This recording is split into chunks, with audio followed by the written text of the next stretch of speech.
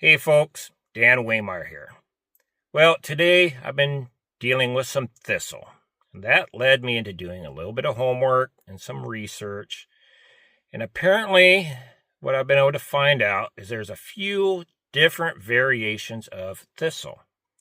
But the one that really caught my attention was the Canadian thistle, also known as creeping thistle, field thistle, and swamp thistle, which I never heard of that one, but I don't live in a swamp, so that's probably why I never heard of it. Well, apparently, Canadian thistle was first introduced into the American colonies in the 1600s, and it came from southeast Europe and the Mediterranean area. Now, you may be asking, if it came from southeast Europe, why is it called Canadian thistle? That's where I got onto it. So, Canadian thistle was thought to be introduced into the Americas from French soldiers coming from New France, present-day Quebec. Further research leans towards it actually came from Europe through contaminated crop seed.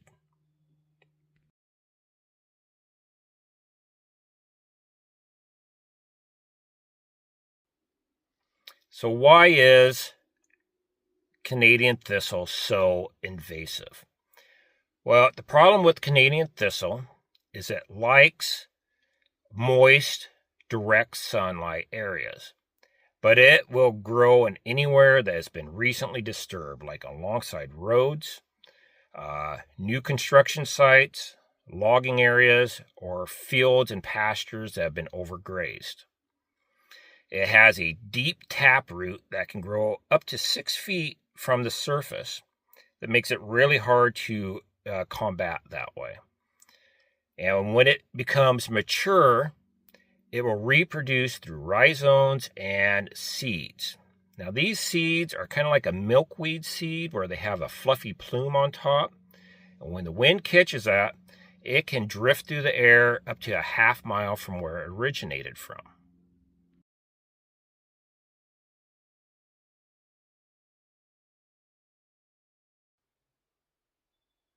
Its invasiveness was soon recognized, and in 1795, Vermont passed the first ever noxious weed law in the United States to help stop the spread. A little later on, Iowa passed in 1868 its noxious weed law, and that came with a $5 fine plus the cost of cleaning up an area contaminated with it. And this was all to help stop the spread of this invasive weed.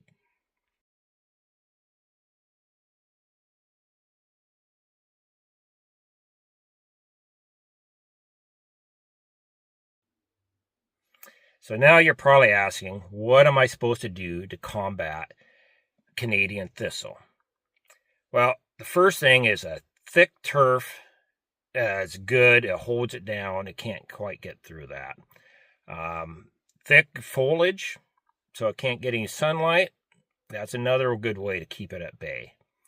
Once it's established, you need to constantly mow it down or dig it out by hand.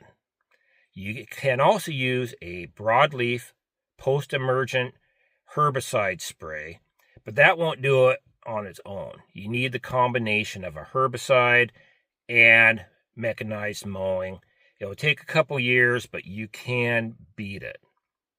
So if you made it this far, thank you for watching this video. If you have any questions, comments, or ideas for other things for me to geek out on, I'd appreciate it. Leave it in the comments below. Until next time, thank you.